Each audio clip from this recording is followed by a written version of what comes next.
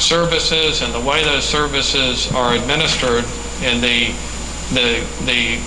organizational environment and values are really driven more directly by the division director than they are to the department director.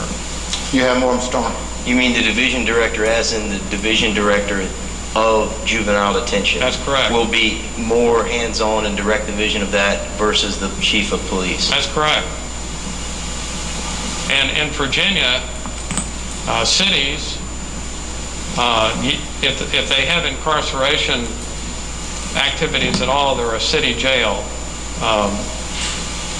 They're usually very small holding facilities. The city sheriff is responsible for the jail, but if you go to the next state, it could be a completely different arrangement. The city police department can have responsibility for the incarceration, and in many cities in other states, there's not anything such thing as a city sheriff. Tommy, you have more? Yeah, I want to make sure.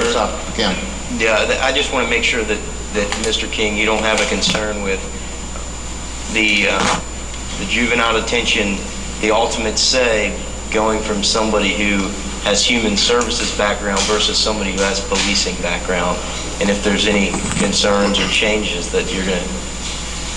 I don't have any concerns. Because you're telling us that the division director is going to have the impact in that. Each of those divisions would remain intact under the direction of their division director, so there's no change whatsoever in the operation of each division. That area that Ms. Carter talked about concerns me the most. I'm all right with every other area. That just gives me the most concern. But thank you, Mr. King. Okay, before I go to Mr. Shanks and then Mr. Jones, let me say, Mr. Reynolds, when I say it's not about you, that could be taken two ways here, okay? And I did not mean that in any negative way at all. What I meant by that was, I'm sure you didn't appoint yourself. I'm sure you didn't even ask for this job, okay? All right, thank you. Mr. James. Mr. Reynolds, you just heard the manager say once again, and Mr. Comer say once again, what our report says, that the Director of Social Services Division will remain the Director of Social Services, and that the staff of social services and the programs will remain exactly as they are. Yes, sir. Is there anything that leads you to believe that wouldn't be the case? And that's the way it's been totally presented, right? Yes, sir. Okay, so it really boils down to a matter of to whom the Social Services Division Director is going to report to. Yes, sir. And he's going to report to you, who reports directly to Mr. King. Correct. So it's really just a matter of taking, at this particular point in time, taking advantage of the expertise that we have, that the manager has at his disposal, to help us get through a budget situation. There's nothing finite or infinite about this move. It may turn out, as time goes by and as the economy picks up and as we get more right-sized, it may turn out there'll be further realignment of certain divisions, not just social services, but community development or engineering, public works, who knows? But I guess I'll just close by saying it looks like to me he's taking advantage of an opportunity that he has available to him to save some money during difficult budget years. And I appreciate you being here. Thank you. Mr. Jones. Mr. Mayor, many have discussed in reference to which department and how the departments would affect the other. One thing I want to talk about is, again, here's a young lady who's been 28 years here, and now we've put this stress and pressure on her, and now she has announced her retirement. If this doesn't pass, she doesn't get a severance. That's something else we have to think about. The other part is we call a war on blight. And Mr. Reynolds now has taken on some responsibilities with this war on blight that he didn't have before. We talked about saving $160,000. My question to the city manager is any of that $160,000 going to our employees who haven't had a raise in the last 3 years, who are taking on additional responsibilities? No. No. Last point I have, Mr. Mayor, there is, I think, someone who's been having their hand raised. I want to talk about this issue about 2 or 3 times. That's all I have, Mr. Mayor. Okay, we've had 12 points. Bailey, your hand up, Dr. Miller. Yeah. Okay. All right, sure. One thing that seems to disturb people the most is the juvenile detention. I hate to suggest this, but would it be better if it moved along with social service to community development and not be in the police department? That would give you more responsibility, but I don't know, people seem to not want juvenile detention under the police department. They seem to want it somewhere else. Is that an alternative? Juvenile detention goes with social service, it goes to community development. Would that cost more? Be any difference? Still have the same director, but I'm just voicing a concern I've heard. I'm recommending that both of those functions go to police. Could they go somewhere else? Sure. But I'm recommending they go to police.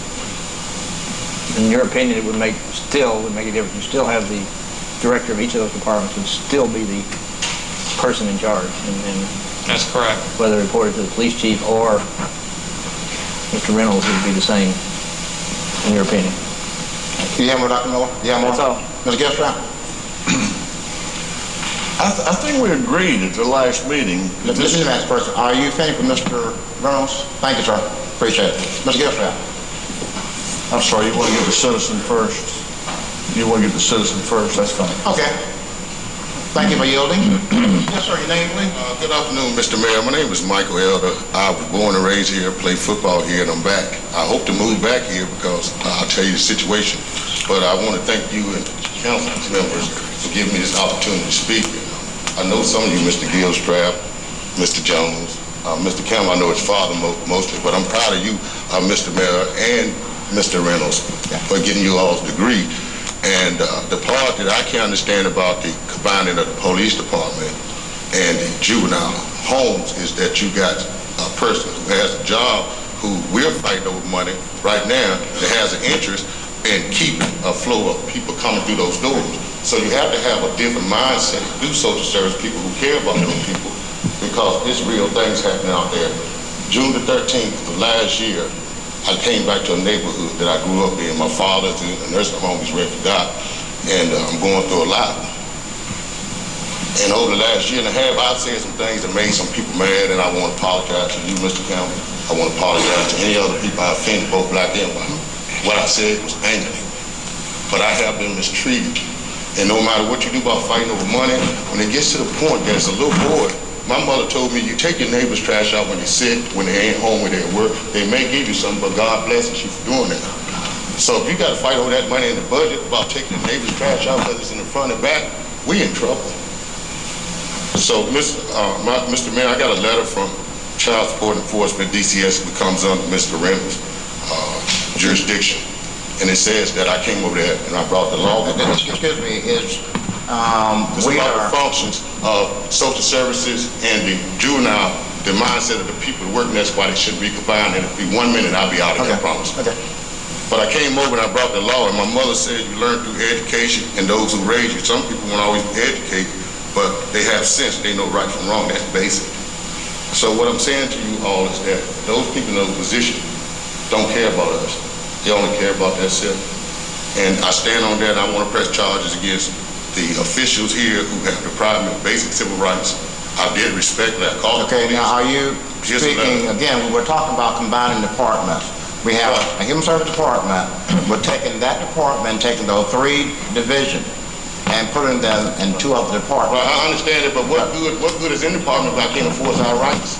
Well, I think what you're talking about now, this would not be the proper forum. But that's out there, and like I said again, to the councilman and Mr. Mayor, and to all of you, thank you for giving me this opportunity to speak, and y'all have a good night. Thank you, sir. Thank you so much. Ms. Gilstrap.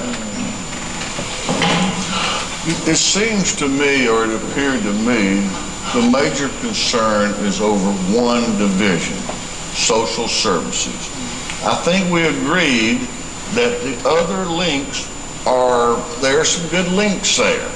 The only link that's weak is social services and community development.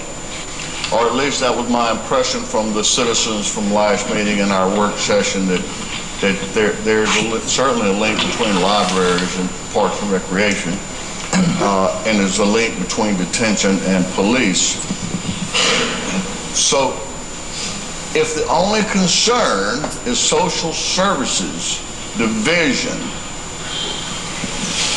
and we agree that that's a weak link with community development, then could we not look at addressing and save money by making it a department by itself?